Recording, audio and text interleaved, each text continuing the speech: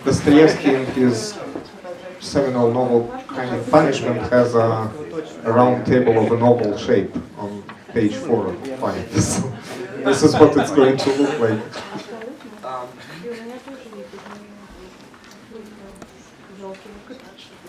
Good evening.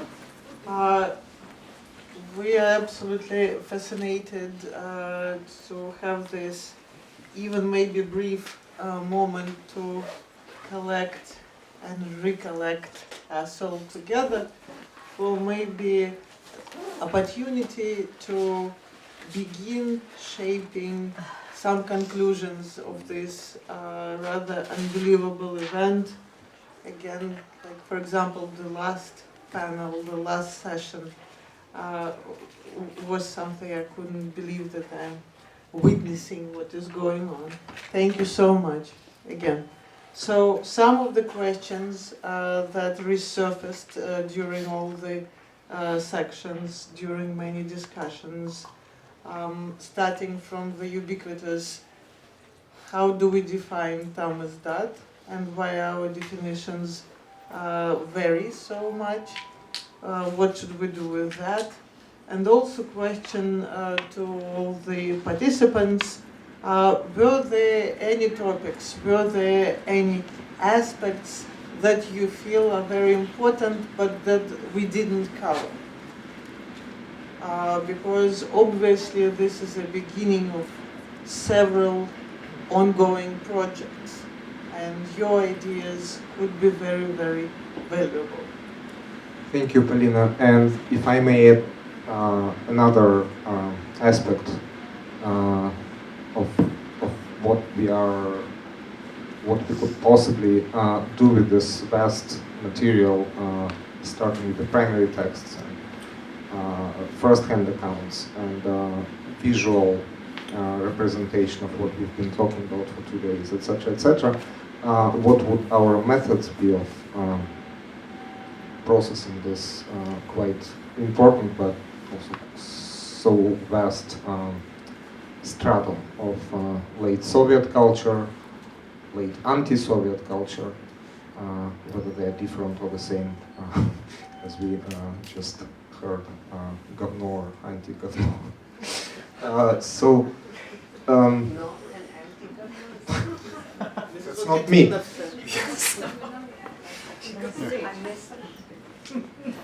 So should we just perhaps give the floor to the contributors to this wonderful two-day event, those who made it really possible to not so much to start but to advance the discussion of what Tamizdat is, how should we keep limiting our interpretations of this phenomenon, or should we be expanding them, or should we be making them more accurate, etc.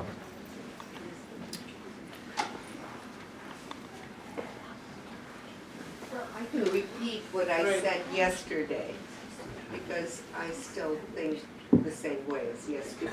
I haven't radically changed my mind.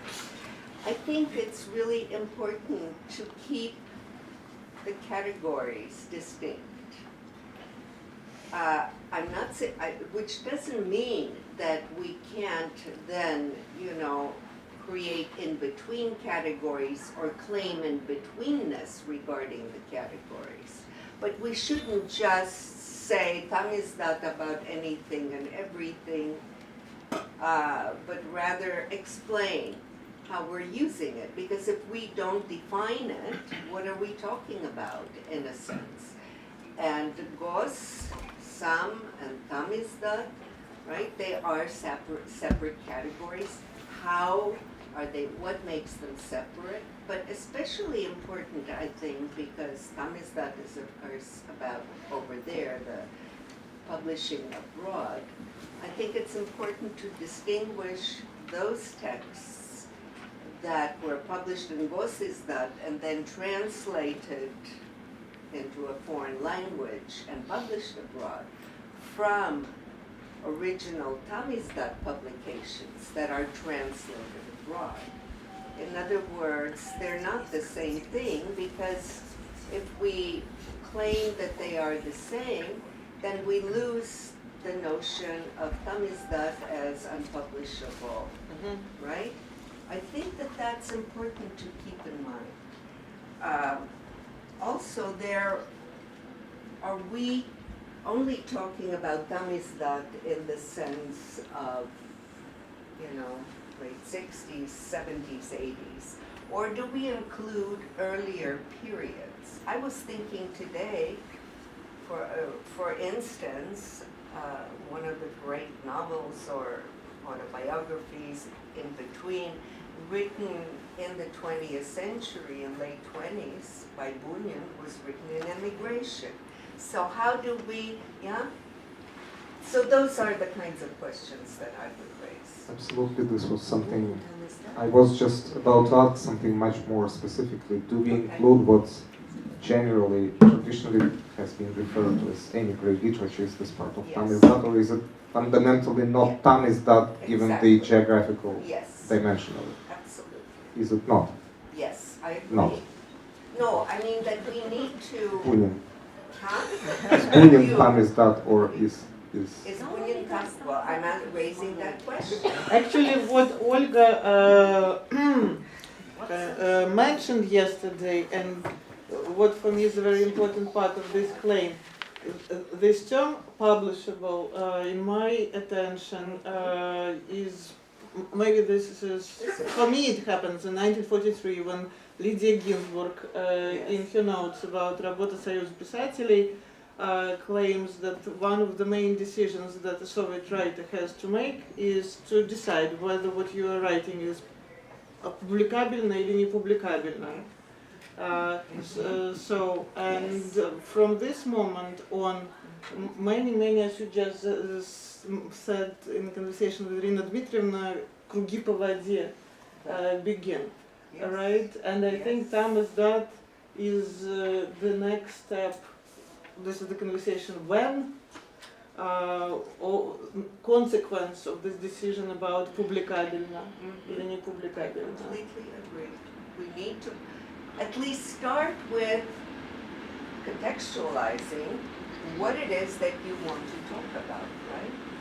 I have a microphone, so I assume now I am allowed to speak. I have a, in a way, similar question, but a little bit different, which is that we describe a certain situation of some kind of circularity, of reciprocity, of interactivity. What Jesse was very called. And so the question is, does this situation produce a kind of literature that would not have been written otherwise?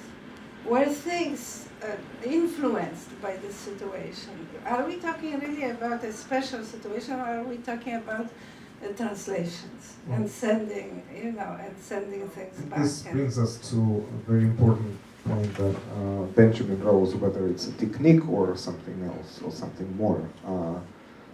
And again, this in turn brings us to the question of when, right?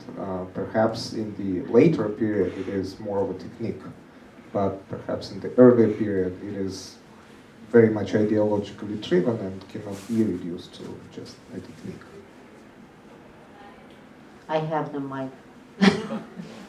I just don't understand what's the problem there. It's like Bunin can become Tamizdat if it's smuggled back in. The thing that Tamizdat is what is published there to smuggle back in. Once it's smuggled back in, it's Tamizdat. If it's not smuggled back in, it's just literature published abroad. Tam, in following your logic, should really Tam imply is the this. reader. The reader is Tam, not Tam Not the author. versus the place of this right? Of birth. The text It's is published in the West and smuggled back to whatever So country, by Tam we Poland. refer Yeah, to but everything was the inner smuggled side sooner of or the later. Iron Curtain, not to the outer. To inside Iron Curtain. Why not? All kind of, чудо голодания. Is it Tamizdat or not? Or some kind of yoga exercises, which were not published, which were persecuted. Krishnamurti. But it's not Tamizdat. Well, okay, what has political implications can be published at home. Yoga will have political implications. I just want us to return to this picture, because when you produce this picture, you actually illustrated it beautifully. Oh, but this is just one of possible pictures we could have produced. But that's the main picture, and everything will be kind of additions. But if we can use that scheme as a main picture, at least it's a good start. And yes, would be gray areas with yoga or something else, and different scholars would have different answer. But the mainstream is shown. But now Jessie has got microphone. So now you're my microphone. I was going to suggest this term that we use sometimes called the echo chamber as what determines what kind of literature or writing falls in this category. And we had a beautiful origin story of it in the establishment of Index, told by the panelists we just had, which is, it's got to do, I mean, the way the echo chamber is described is the position from which you're speaking is going to be amplified by a passage outside. That's what I think defines this mode of writing and this mode of reading.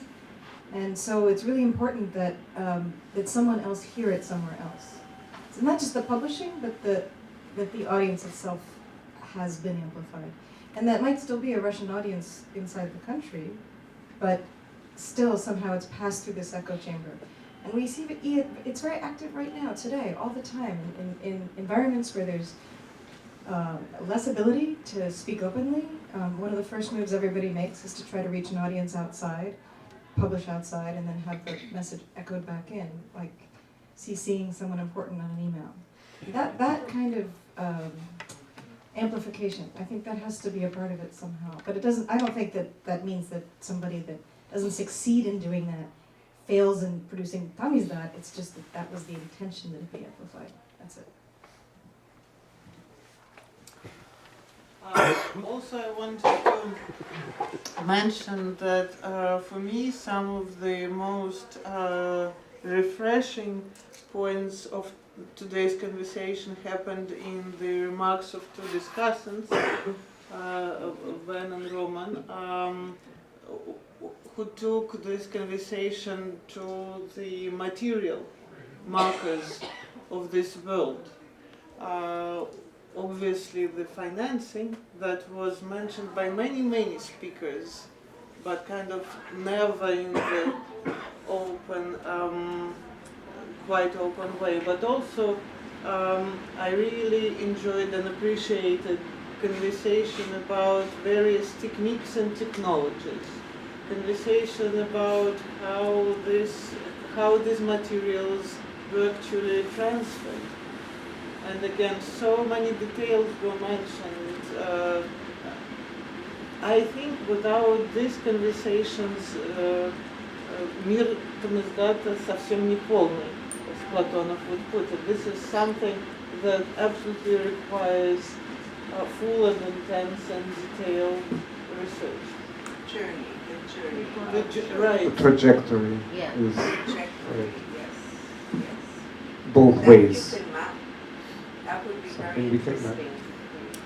But the trajectory we have come to the agreement it's a round trip. Yes, but still the different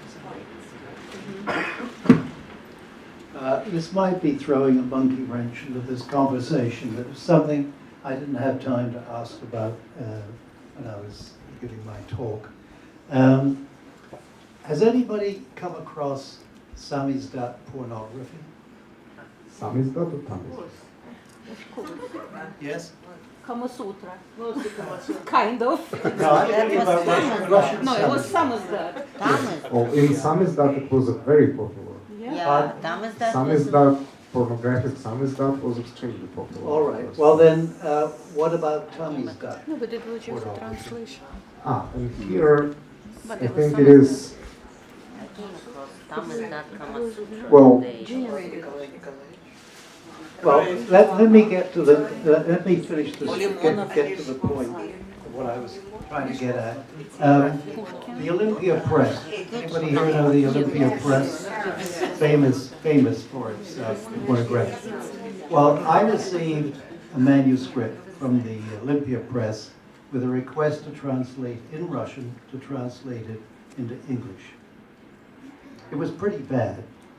I signed it with a different name, a nom de plume, as it were. And I was very suspicious of the provenance of this text. Where did it come from? Well, I translated it. I needed the money. I didn't put my name on it, my own name, that is. Forgot about it. Very, very recently, I received a couple of letters from a Russian specialist in Italy saying he was pretty sure it was a forgery, a fake book done by another Italian, sort of bilingual Italian, who was bilingual Italian-Russian. So my question is, what does it say about Samizdat and Tamizdat that he would want to do this? What cachet, in other words, did Samizdat give this book? If it had been published in English, or I assume in Italian, it would have been worth nothing. But it actually sold quite well, because it was labeled Samizdat. This is, both of them, Samizdat and Tamizdat, are forbidden fruit. Except that depends on which side of the curtain we are really talking about, because Tamizdat does, after all, attach a legal status to something that would otherwise remain illegal, Samizdat, thereby remaining forbidden fruit without the prospects of becoming permitted fruit, so to speak. But then, of course, on the other side of that divide, it enters back into the sphere of the illegal, and that status itself is not something that is, it's something that is contingent again on geography. There was a famous joke of the time, of the 60s, I believe, that Babushka typing War and Peace on the typewriter, and they say, why are you doing this? You can buy it in a store. And she says, well, that's the only hope that my grandson will read it. Yes, so the forbidden fruit is a good way to put it. Just enjoyed popularity. But Samizdat had a certain glamour. Mm-hmm. But what, by what point? Just chronologically speaking, by what point? In the 60s, 70s, when are we talking about? When was this novel? Because I think that one you thing got? that kind of I brought the cover, but it doesn't say when it was. And it doesn't put my name on it either. Thank goodness. Well, by being forbidden fruit, it by definition also has to be conspiratory. There has to be some. Yes. It was called Moscow Nights. I've seen that. So was it 60s or when was that? I think it was the 70s. No, I don't think I need it. Polina, that's all right. I think it would be a very good idea to try to collect the data on which books from Tamizdat were circulating in, I do not know, Moscow, Leningrad, other places, in the Soviet Union, and how widely they were circulating. Because if we get this information, this data, it would be easier somehow to, I do not know, to narrow the field and to define Samizdat. Allah, how would you do that? How do you find out? By the asking circulation? people, I can tell you Oral A, B, C, D, what I was reading, starting from Yes, 67. I can tell what I was This reading. is At 13, I an found oral history for But that's Moscow very Nights. important. a key to a secret scarf I where think my that oral parents history is kept the only source in this case. Not exactly the only, because what Pavel Litvinov was saying, these things, many of them are recorded and they are on paper already, but it is incredibly a valuable thing. But when we speak about Ginsburg and publishable, for a certain generation, I think in post-Stalin time, it wasn't a question already, right? It was sort of a prestigious thing not to be published, right? Parshikov wrote about that. So I think that generational differences, because it's also difference in consciousness, is very important. Parshikov defined in one of his interviews in Stanford that what was the difference between his generation and the previous one, but we did not want to become translators in order to be published. We did not want to have a famous mentor, right? And so forth. He had like several points of the difference with the generation of the 60s, for instance, right? But it's very late, yes. Yeah. In our story. Right. Parshikov is very No, believe absolutely, his because it is words. post-perestroika stuff Yes. already, right? So, but I think that chronology is important because when Tamizdat stopped, Well, we heard today in Kukui's paper, Kuzminsky saying that then Gorbachev came. And basically And that destroyed was the wall. Another thing that was pronounced that I found to be absolutely fascinating, which I think works with the category of authorship and how this world changed with the Tamizdat and Samizdat collaboration. Several докладчики discussed it via авторские права. And I think this is a very interesting entryway into this discussion. Very often, Yasha, you told me about many things, many moments of Tamizdat history. For example, infamously with Requiem, when things would be published either quasi-anonymously or without the authors, or of course with Brodsky is the case, or without authors given the right, and that would produce all kinds of controversies. And today we heard about two very central publishers of Tamizdat, being Kuzminsky and Rozanova, who basically problematized the whole notion. And yesterday there was this conversation with Ardis. So I think the category of авторское право changed significantly, was twisted significantly, and this is so interesting. But again, this problem is institutional because the Right. Alexander Herzen Foundation in Amsterdam, led by Karel van Getreve, among its other missions was, correct me if I'm wrong, was to protect the author's rights and to actually be paying them something for the first time. At least he tried, yes. Yeah, And raise the question. but this is 1971. Microphone, or I can speak. Yeah, the question of publishing, and of course, if L&A Professor is not here, she probably would tell you more about controversies and discussions with different authors about copyright and all those things. Because in many cases, in some is that there was no copyright, it was just circulated. When the thing was smuggled, whoever got it first, got it. We know the story with Dr. Zhivago, all the competition between some shady publisher, some intelligence services, you name it. They would try to publish sometimes with good motive, sometimes try to make money, sometimes it was very inaccurate, you know, the original publications of Mandelstam and Akhmatov was very, so many mistakes, so there were many issues. But now this question doesn't exist. So it was a question of time when there was danger and there was no real defense. You couldn't find lawyer. I mean, if you are Solzhenitsyn, even Solzhenitsyn had plenty of problems. Of course, he created more problems than that's a different story.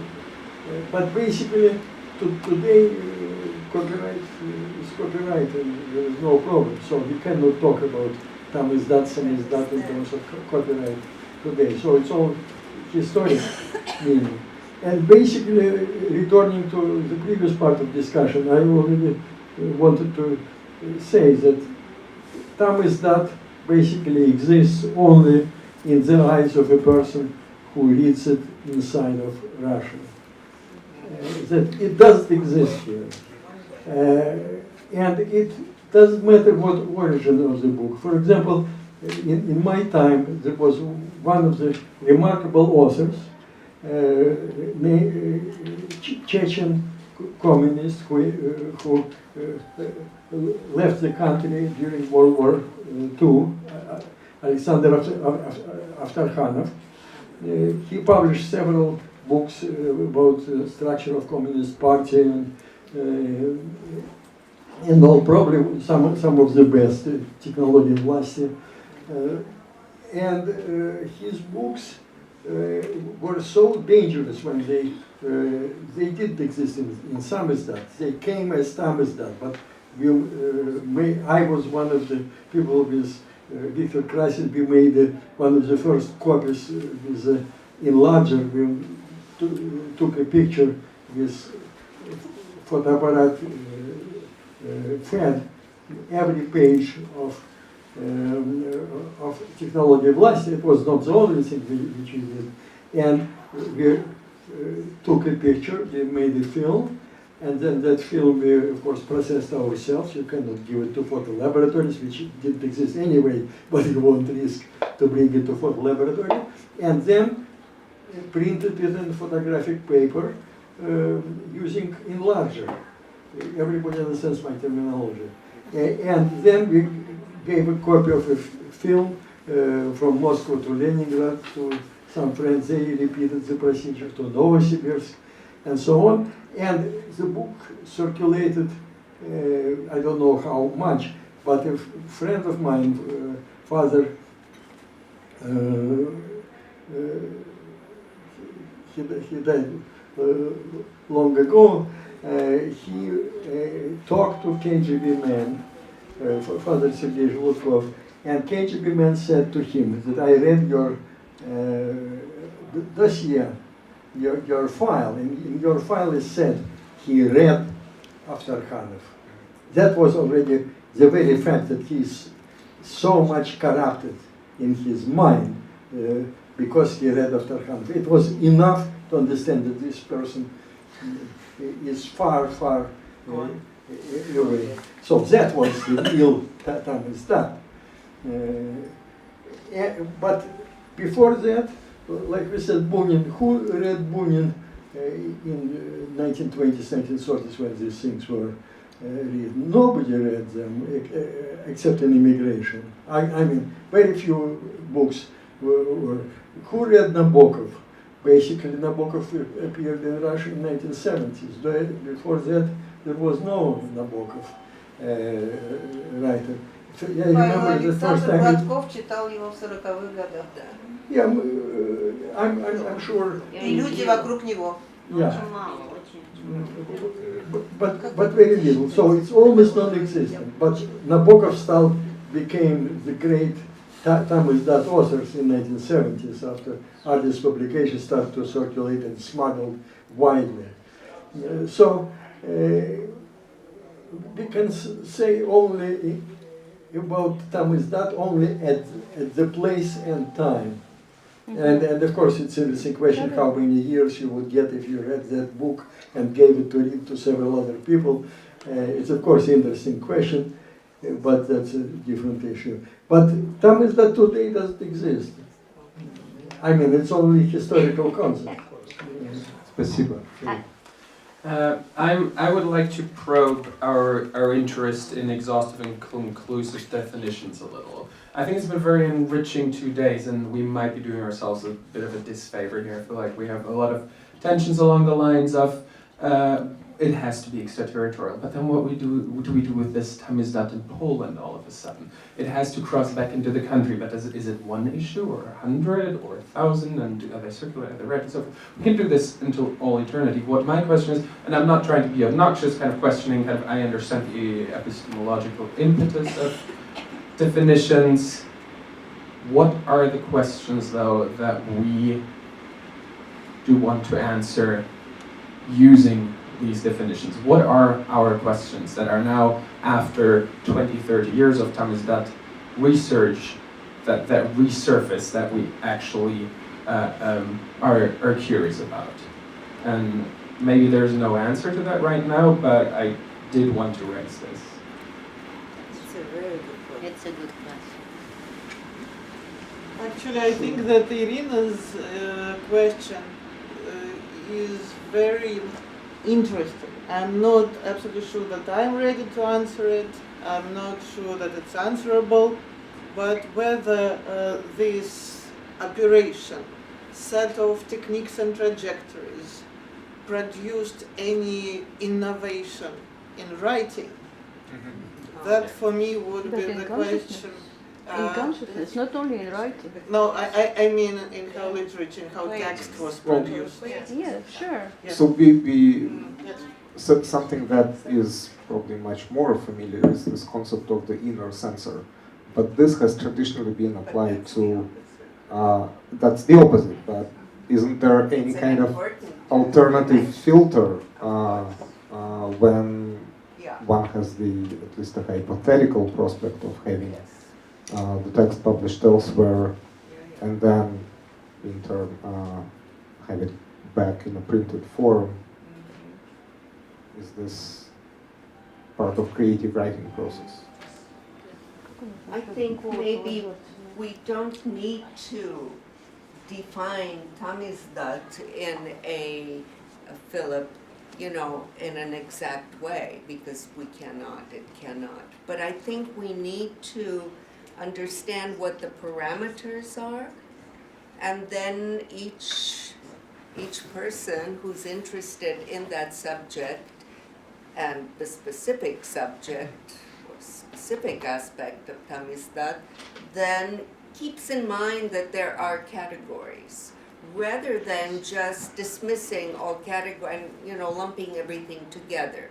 That was all that I was trying to suggest. I was not trying to suggest that, we have this square or a geometry of Tamizdat. No. Anyway, I just wanted to add that. Olga? Olga Buchina. There's one more question which maybe need to be raised. It's a sort of standards, because it's kind of a little bit to answer to Polina's statement just a minute ago, because at least how it was seen in the 70s, maybe 80s, there, not here, but there, in a Samizdat kind of. But I think it's a part of Tamizdat too. The standard of production was very different from the standard of the books. Was no editors really that much. Some, but not some texts were edited, some were not.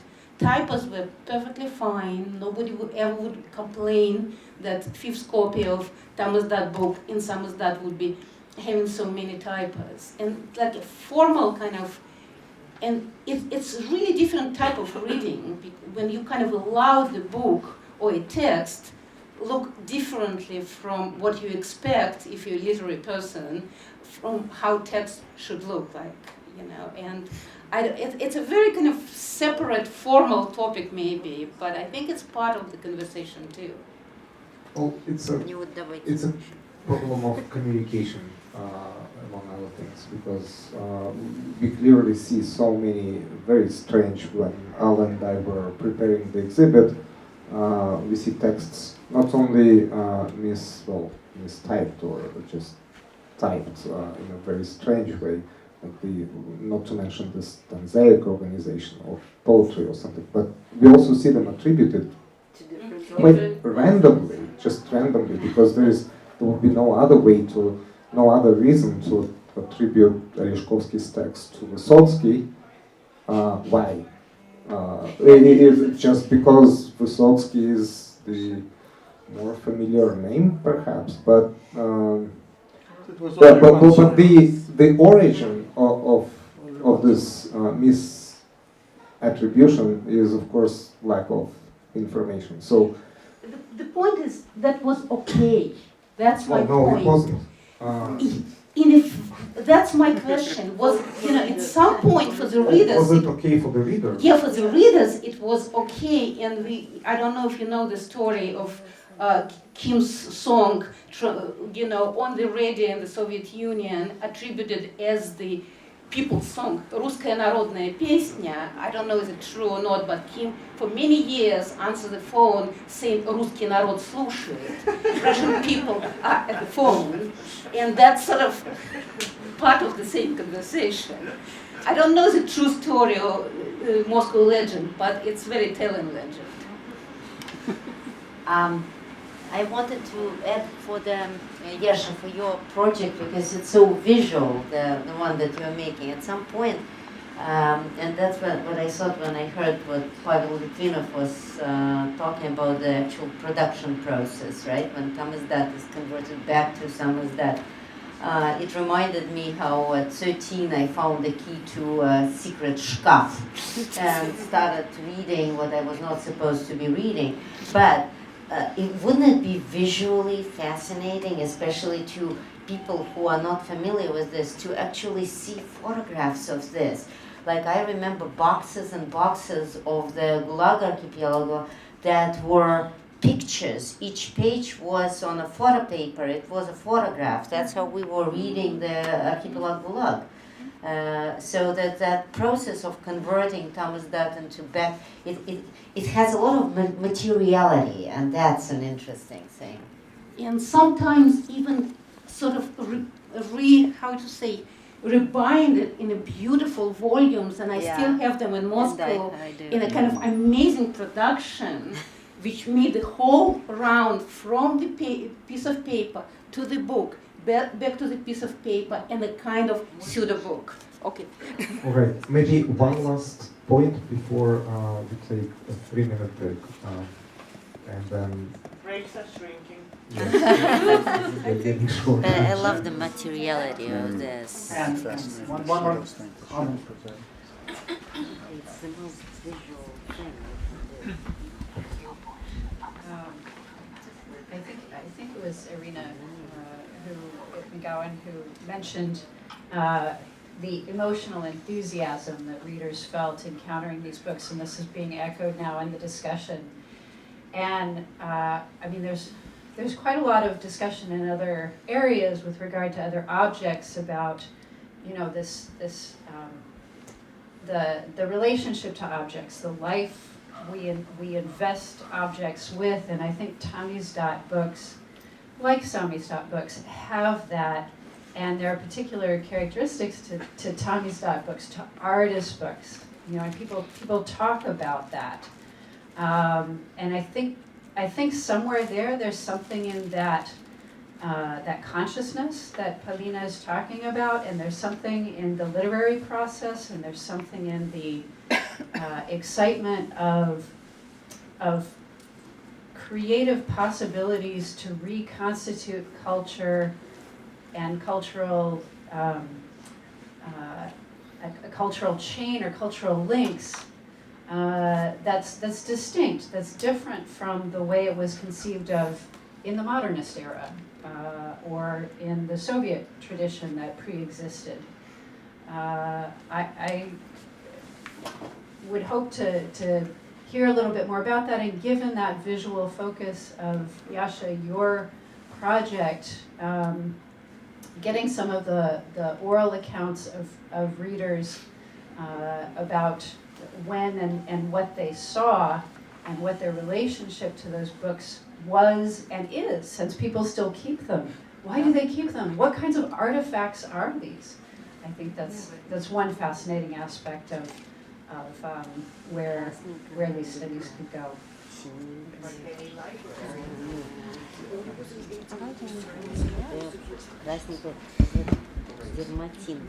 you so much.